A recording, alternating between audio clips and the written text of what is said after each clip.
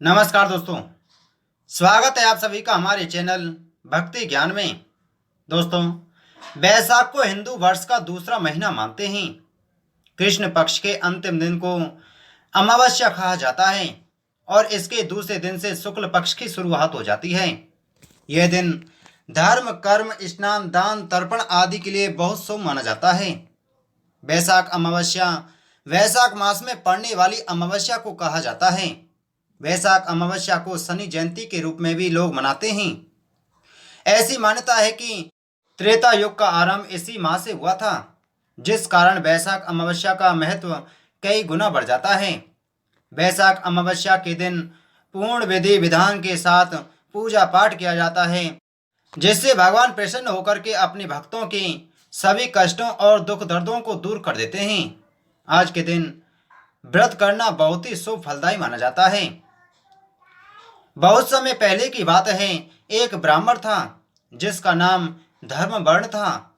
वह बहुत ही धार्मिक प्रवृत्ति का व्यक्ति था।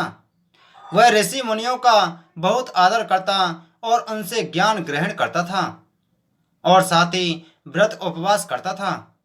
एक बार उसने किसी महात्मा के मुख से सुना कि भगवान विष्णु का नाम इस कलयुग में स्मरण करने से जो पुण्य प्राप्त होता है और किसी भी अन्य कार्य से प्राप्त नहीं हो सकता। जो पुण्य मनुष्य को अन्य युगों में जो पुण्य यज्ञ करने से प्राप्त होता, उससे भी अधिक फल मनुष्य को आसानी से इस घोर कलयुग में भगवान का नाम सुमिरन करने से प्राप्त हो जाता है। बस सन्यासियों की यह बात धर्मवर्ण के मन में घर कर गई और वह इस संसार से विमुख होकर विरक्त हो गया और उसने सन्यास ले लिया। धर्मवर्ण सन्यास लेकर इधर उधर भ्रमण करने लगा। एक दिन घूमते घूमते वह पितृलोक में जा पहुंचा, जहां धर्मवर्ण ने देखा कि उसके पितृ बहुत कष्ट में हैं। धर्मवर्ण ने अपने पितरों से पूछा कि वह इतने कष्ट में क्यों हैं, तो पितरों ने धर्मवर्ण को बताया कि उनकी यह हालत धर्मवर्ण की वजह से ही इस तरह की है। धर्मवर्ण ने अपने पितरों से पूछा कि उसने ऐसा क्या किया है जिसकी वजह से वह इतनी परेशानी में है। तब पितरों ने धर्मवर्ण को बताया कि उसने इस संसार से संन्यास ले लिया है, जिस कारण उनका पिंडदान करने के लिए कोई भी शेष नहीं रहा, जिस कारण उन्हें इतने कष्ट भोगने पड़ रहे हैं। धर्मवर्ण ने कहा कि मैं ऐसा क्या करूं जिससे आपके कष्टों का निवारण हो सके। पितरों ने कहा, अगर तुम वापस जाकर सन्यासी जीवन छोड़कर गृहस्थ जीवन की शुरुआत करो और संतान उत्पन्न करो तो हमें कष्टों से मुक्ति मिल जाएगी। और इतना ही नहीं, वैशाख अमावस्या के दिन पूर्ण विधि विधान के साथ पिंडदान करना भी याद रखना।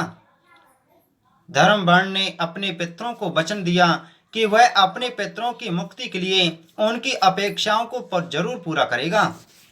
और धर्मवर्ण अपने संसारी जीवन में वापस लौट आया और वैशाख अमावस्या के दिन पूरे विधि विधान से उसने पिंडदान करा और अपने पितरों को मुक्ति दिलाई। वैशाख अमावस्या की व्रत विधि। प्रातःकाल ब्रह्म मुहूर्त में उठकर नित्य क्रम से निवृत्त होकर स्नान करें। गंगा, यमुना आदि नदियों में स्नान करने का बहुत महत्व माना गया है। पवित्र सरोवरों में भी स्नान किया जाता है। स्नान करने के पश्चात सूर्य देव को अर्घ्य दें और बहते हुए जल में तिलों को प्रवाहित करें। पीपल के वृक्ष को भी जल अर्पित करना जरूरी है, क्योंकि इस दिन कई क्षेत्रों में शनि जयंती भी मनाई जाती है।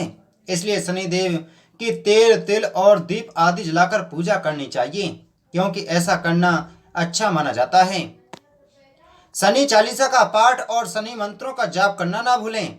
ऐसा करने से शनिदेव की कृपा आप पर बनी रहेगी। अपनी सामर्थ्य अनुसार दान दक्षिणा जरूर दें। तो दोस्तों, यह थी अमावस्या की व्रत कथा, महत्व और पूजा विधि। दोस्तों, इसी प्रकार की वीडियो प्राप्त करने के लिए आप हमारे चैनल को सब्सक्राइब जरूर करें। आप सभी को जय श्री कृष्ण।